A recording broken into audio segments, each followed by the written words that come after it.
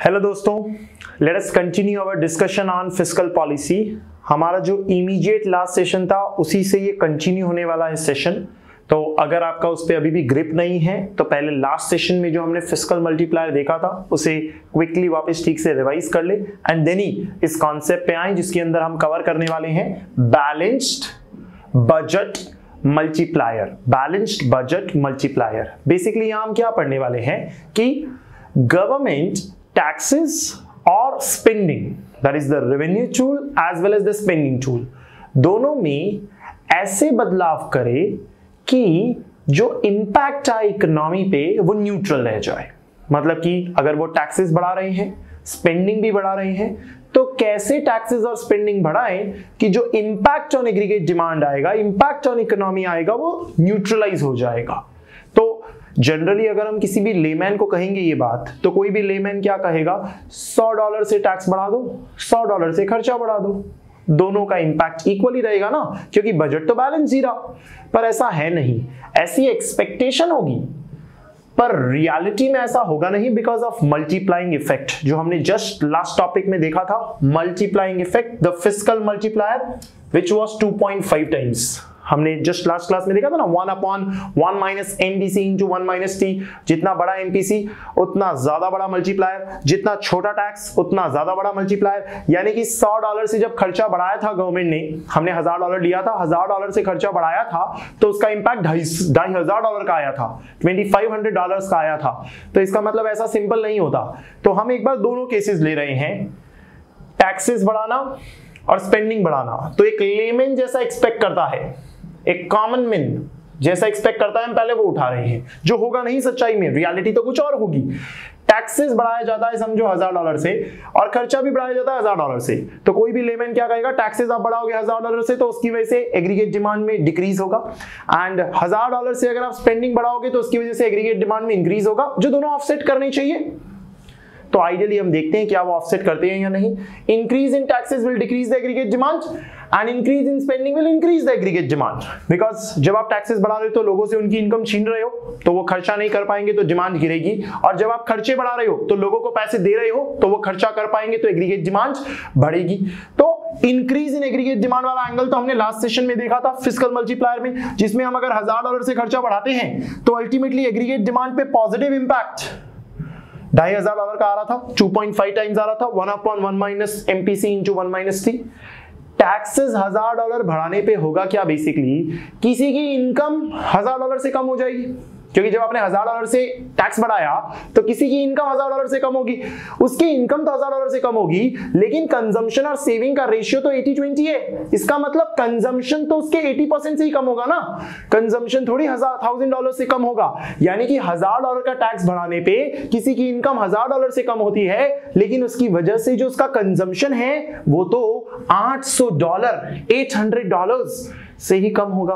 और इस तरह से उसकी इनकम कम होने से, उसका $800 का कंजम्पशन कम होने से, उसकी वजह से जो किसी और की इनकम है उस पे भी इंपैक्ट होगा, यानी वहां पर भी मल्टीप्लाइंग इफेक्ट आएगा, और मल्टीप्लाइंग इफेक्ट 2.5 होता है। मतलब कि $1000 की टैक्सेस बढ़ाए तो उसका 0.80 यानी कंजम्पशन कितने से कम होता है, $800। लेकिन उसमें भी मल्टीप्लाइंग इफेक्ट चलेगा तो मतलब टोटल कितने से कम होगा, $2000, क्योंकि $800 का भी 2.5 टाइम्स मल्टीप्लिकेशन वर्क करेगा, because the fiscal multiplier is a double edged weapon, it is a double edged sword. अगर वो खर्चे बढ़ाने पे मैग्नीफाइंग इफेक्ट से एग्रीगेट डिमांड बढ़ाता है तो टैक्सेस बढ़ा देने पे, दैट इज एक तरीके से खर्चे गिराने पे मैग्नीफाइंग इफेक्ट से गिरा भी देगा एग्रीगेट डिमांड। तो हम यहां पर ये देख पा रहे हैं कि स्पेंडिंग $1000 से बढ़ाई गई तो जो हमारा एग्रीगेट डिमांड है वो बढ़ा तो $25 से, लेकिन जब टैक्सेस $1000 से बढ़ाए जाएंगे तो जो उसकी वजह से एग्रीगेट डिमांड में गिरावट आएगी वो कितने की आएगी, $2000, बिकॉज जो हमारा $800 है उसके ऊपर मल्टीप्लाइंग इफेक्ट होगा, यानी $500 का नेट इंक्रीज दिखाई दे रहा है हमें।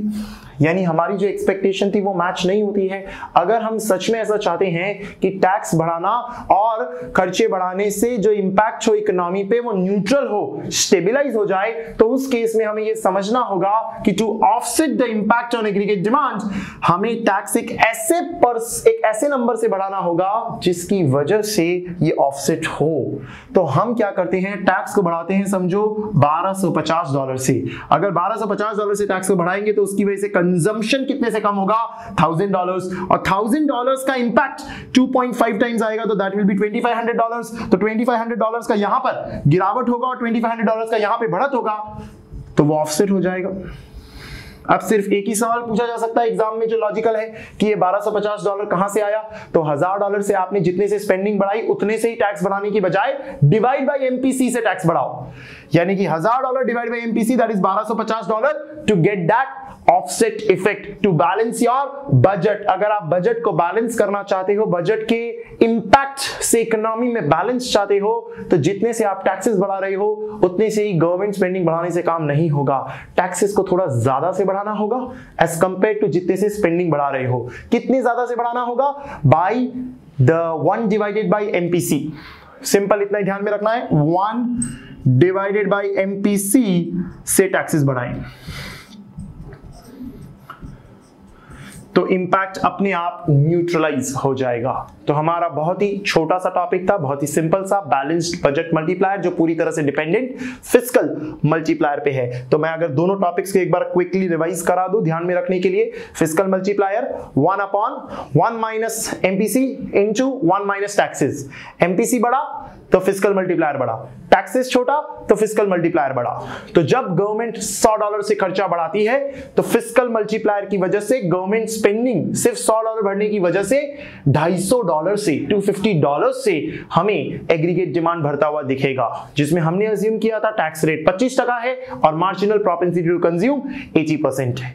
फिर हम बैलेंस बजट मल्टीप्लायर पे आए और हमने ये देखा कि कितने से टैक्सेस बढ़ाएं कि इकोनॉमी में इंपैक्ट न्यूट्रल हो।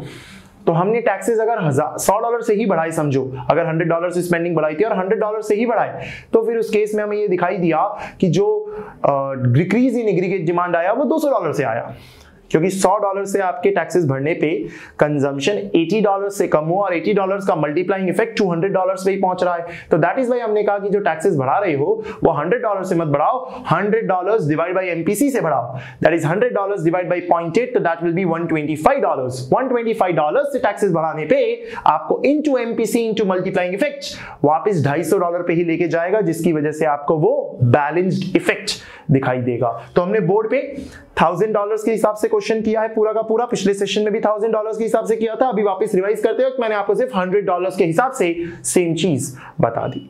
सो that's it in this session. ऐसे ही कुछ और कॉन्सेप्ट्स हैं हमारे जो हम नेक्स्ट सेशन में डिस्कस करेंगे। Till then take care.